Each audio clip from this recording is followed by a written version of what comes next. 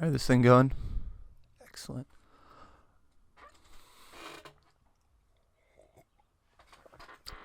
All right, well, I want to talk about reincarnation. Because I've been thinking about reincarnation ever since I heard about it. It must have been like 10 to 13 or something. Anyways, so I'm not saying that reincarnation. First of all, I don't believe in anything. I want to make that clear. Actually, you know what? That should be a good video. Alright, so I don't believe in anything, but I do read a lot. And reincarnation is a fascinating subject because the idea of reincarnation is one, it gives hope to the idea that the experience doesn't end at death.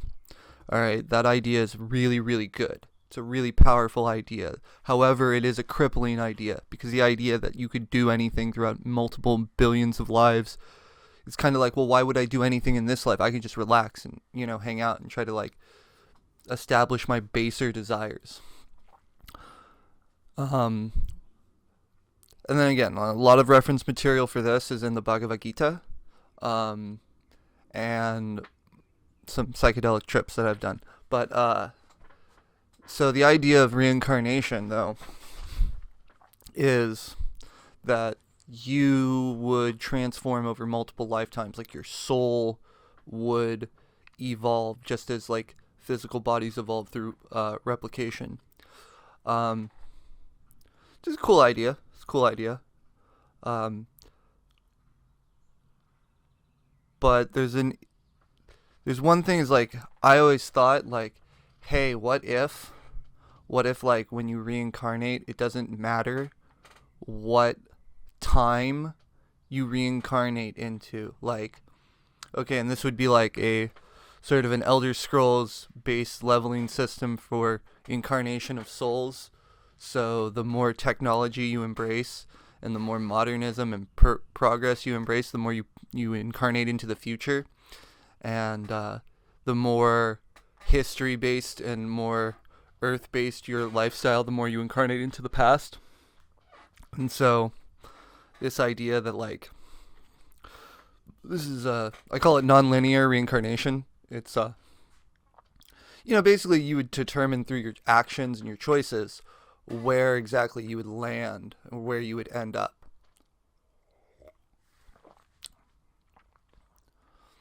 Yeah, and I always thought that would be interesting. That's one thought I had about incarnation. And then if you're going off of normal incarnation, or how they call it, how they describe it in the Gita, or how everybody describes it, would be a progression of a linear incarnation. So it's this life, then the next life, then the next life. Just as linear time works, we would work that way through souls. I don't really like that, but if that is true, there is a huge problem that we have to deal with, is that all the people who died and were causing all the problems throughout history, well, they keep reincarnating. And you could if you look at it like that, then when the entire narrative of humanity changes. It seems to be just a select group of individuals who are causing problems throughout the time frame, throughout the cosmos. And we just regular people have to keep dealing with this nonsense. And our planet's been carved out and lined up just because of that kind of nonsense. Which brings me to the topic I actually want to talk about, which is the problems we're dealing with here in the US and their social strife. A lot of it's engineered, yes, but there's this one aspect that keeps bugging me in the back of the head. It's what if these people who are complaining about how people were treated back in the day were in fact the people who treated those people badly back in the day and have reincarnated into a different racial category. I don't even like the idea of racial categories. I think it's just a different phenotypic category.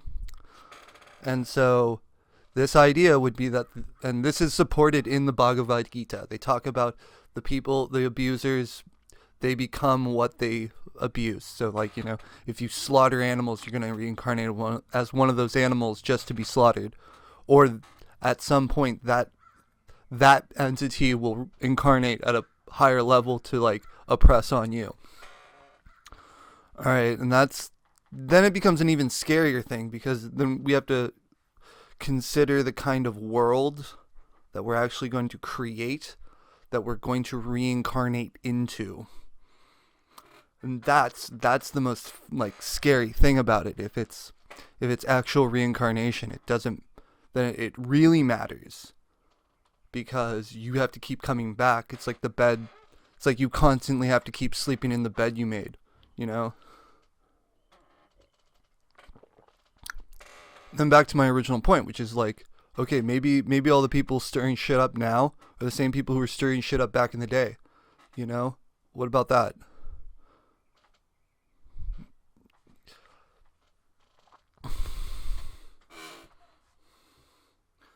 Yeah, that's what I wanted to talk about, because reincarnation, as cool as it is, it's really scary when you actually think about it. It's like a never-ending wheel of like torment of life, or it could be like this blissful reality that we keep coming back into and enjoying.